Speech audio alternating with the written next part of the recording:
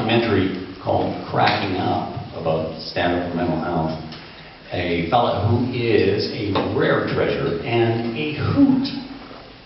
And I wish he was my brother, except he was maybe a little more medicated. Please welcome Mr. Paul DeCare.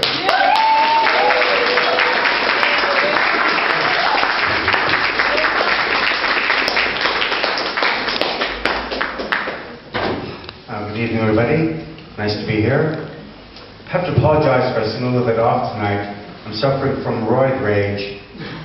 Not steroids, hemorrhoids. It's driving me crazy. So I saw a documentary, I saw a movie recently called Paul. It was about a weird, freaky looking little alien creature. Hey, where did they get my life story? And I noticed on the side of my milk carton it said, put the food bank on your list. Hey, the food bank is always on my list. I go there every week. And some people like to eat fancy, but me, I like to eat just simple meat, potatoes type meals, like hot dogs and Pringles. But I do count potato chips as a vegetable.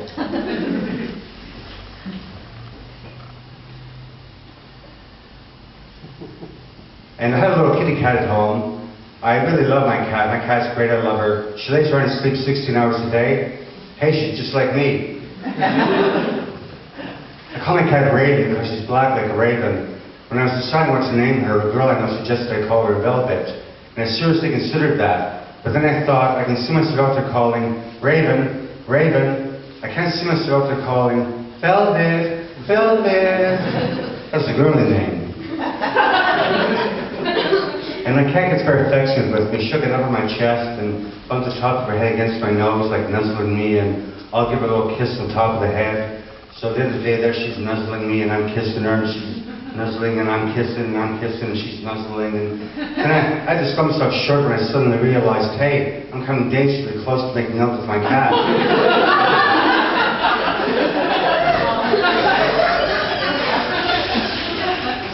And even though I have a cat, my cat's litter box didn't smell bad.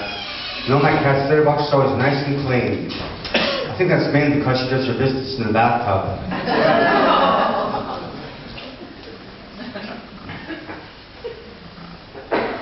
And I always make sure my cat has plenty of fresh water to drink.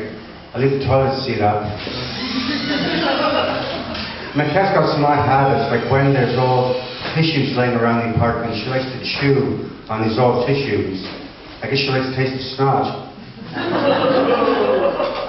And another odd habit my cat has, when I go to bed at night, she jumps on me, jumps off me.